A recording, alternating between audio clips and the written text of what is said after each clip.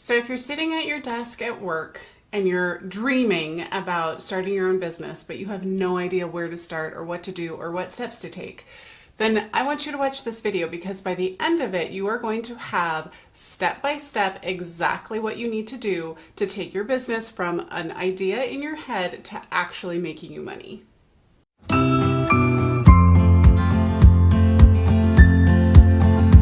Hey, what's up guys? This is Jaylene from The New Housewife. Thanks so much for being here with me today. On this channel, we talk all about how to help career-minded moms quit their 9-to-5 and be self-employed.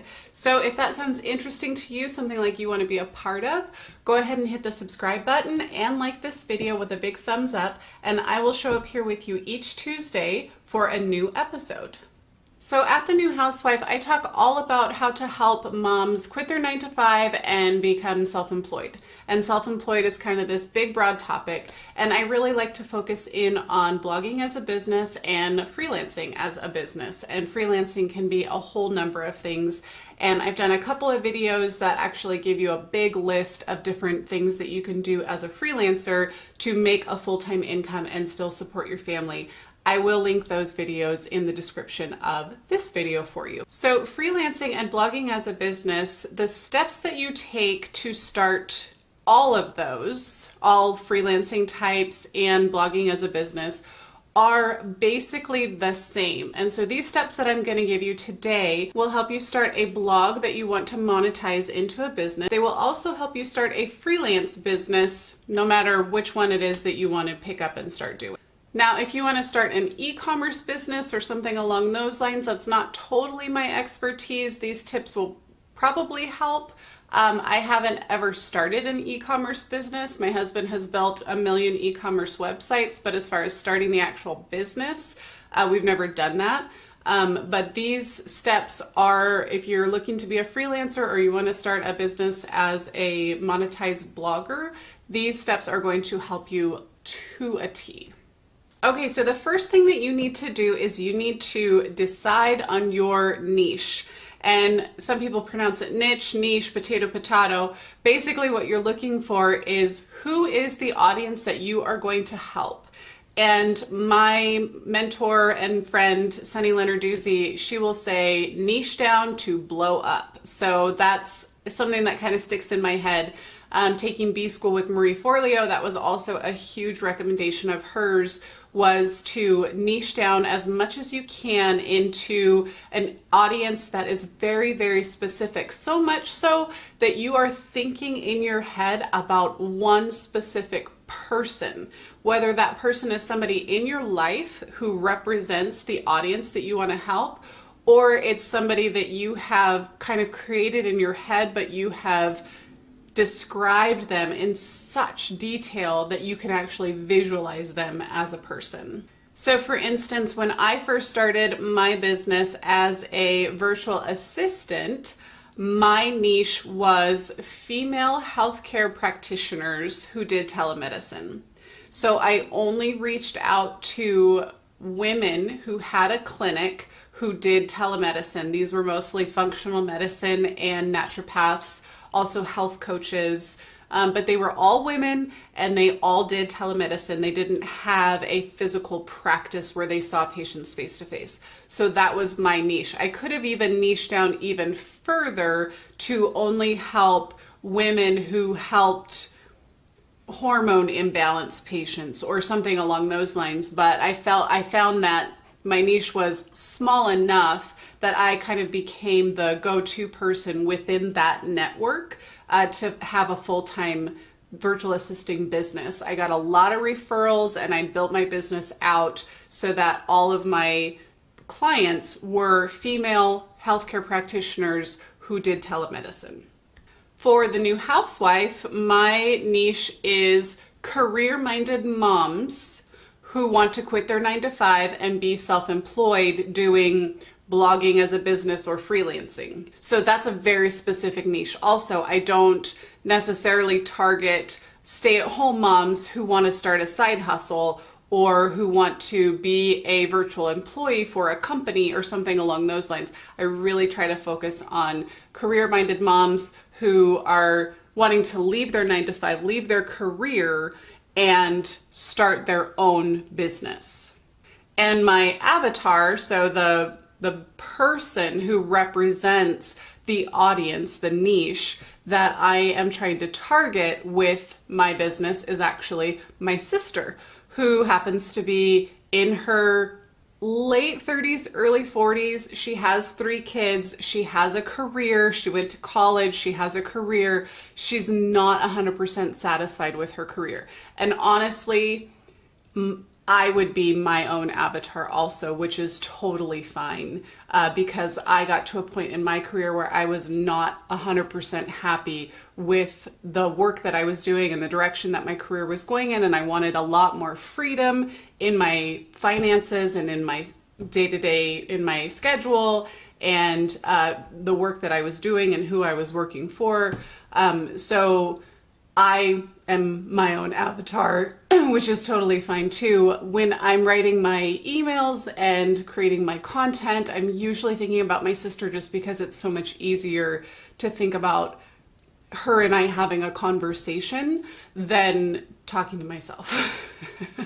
So, but I am my own avatar, and that's totally fine too. So again, your niche is the audience that you want to help. Who is it that you want to help with your business?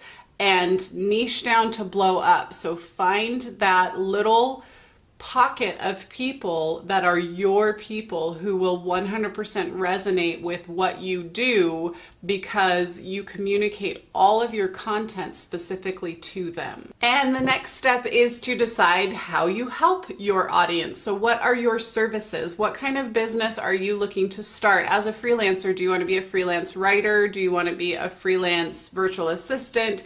Do you want to be an email marketing manager? Do you want to be a content manager?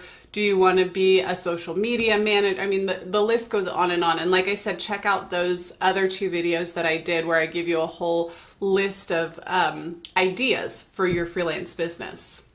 But ultimately, as a virtual assistant, I mean, a virtual assistant can do like millions of things, right? So I had to narrow it down and decide exactly what it was that I specialize in. And over time, as I've learned more software, more programs, more processes, more about digital marketing, my services as a virtual assistant have kind of narrowed down, because I've been able to hone my skills. And actually, I'm really interested in narrowing them down even further into something like hyper specialized, because I really want to be the go-to person for my audience around those specific tasks and specialty. So when you first get started, you might consider, as a virtual assistant, you might consider doing just general like calendar management, email inbox management, things that are kind of more general and high level. As you start to learn more about digital marketing and about processes and certain software, niching down even further your services is going to be to your benefit. So as you're thinking about your services, make a list of all of the things that you're like really good at, that you know inside and out that you can do. And these can be things that you do in your current job, that you have done on your way through your career that you really enjoy doing.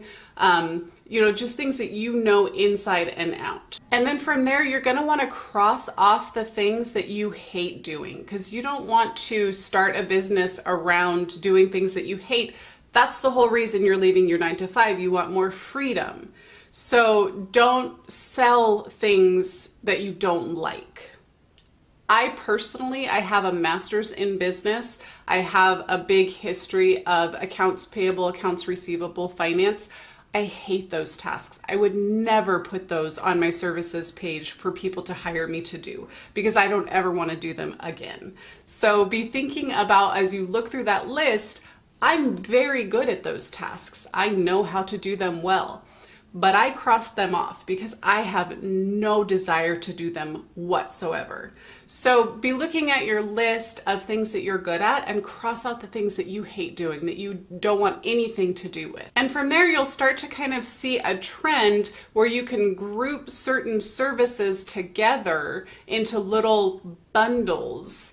and you can call them, you know, general support or email management or, you know, something like that, customer service. You can kind of group those things together. And when you're putting together your services, you can keep those kind of high level bundle titles. And then when you write out your contract is when you would really specify like what those bundles include as far as what you're going to deliver inside of those bundles. And now that you know who you help and how you help them, the next step is marketing. So you need to market your business and let people know that you're available. And this typically includes creating a website and or a Facebook page. I have seen people start their their freelance business with a Facebook page and not a website, and then eventually kind of graduate to a website. And that's totally fine, just so long as you have some kind of online real estate where people can go and they can see a picture of you, your contact information, maybe some testimonials or referrals that you've gotten from other people. And those people can be coworkers from your corporate life. They can be previous employers, just like they would write you a recommendation. They can write you a testimonial or a review for your Facebook page or your website. That's not an inappropriate ask for those people. And then you put those on your online real estate, and it supports that you know what you're doing. Also, inside of this marketing pillar, I would include your LinkedIn page, because LinkedIn is all about business to business. So it's all about employees and businesses and career, etc. And that applies to freelance businesses because your clients will be people who own online businesses or people who own brick and mortar businesses and, you know, don't mind having a virtual employee or someone that works from their home office. So fleshing out your LinkedIn page and working to get those referrals and those recommendations from other people is also going to be really important to marketing your brand new business. If you do decide to create a website, I highly recommend that you eventually move towards having some kind of process for creating content. Whether it's a blog post or making videos, you want to be able to have content that you can put out there onto different social channels or share on LinkedIn, or, you know, get out there so that people can find your content, and then that content leads them back to your website or your Facebook page or what have you. So thinking about how you're going to create content on some sort of a regular schedule, whether it's weekly or bi-weekly or once a month, just finding a way to create content. And if you just have a Facebook page and you don't have a website yet, Facebook Live videos are creating content, so long as you're creating something that's valuable to your niche.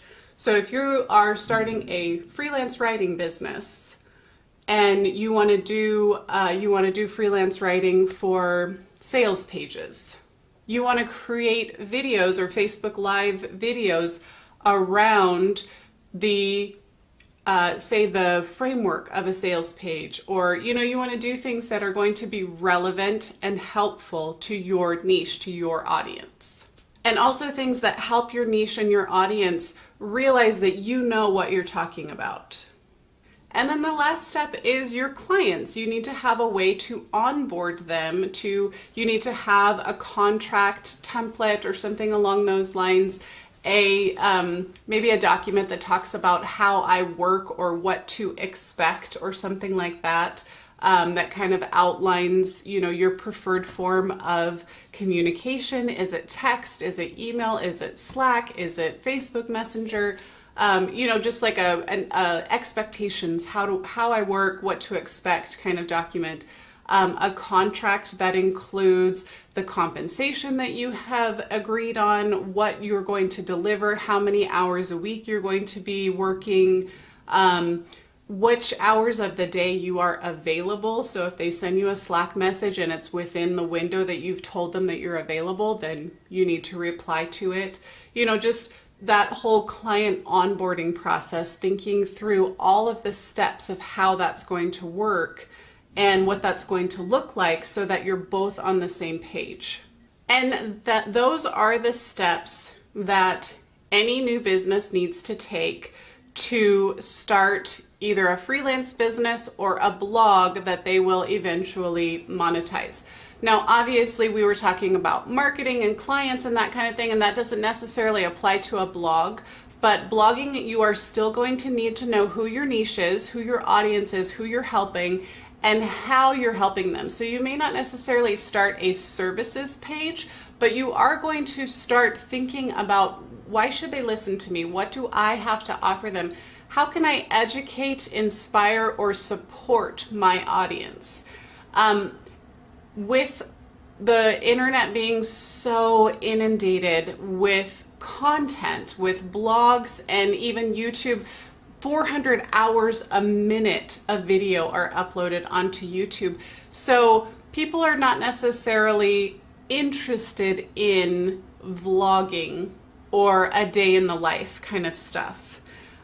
They are going to be interested if your day in the life helps them in some way. So as a blogger, once you have your audience or your niche figured out and you have your services or how you're going to help them, then you start thinking about marketing, and this 100% requires that you write blog posts or create videos, do some kind of content, and then have a distribution schedule for how you're going to share that content out, whether it's creating pins on Pinterest or start revving up your Instagram account, or even using Facebook groups or something along those lines. So for blogging, the client's pillar is really going to be the traffic, building traffic, growing your email list. That should really be the only two things that you are thinking about once you have your audience and how you help them decided.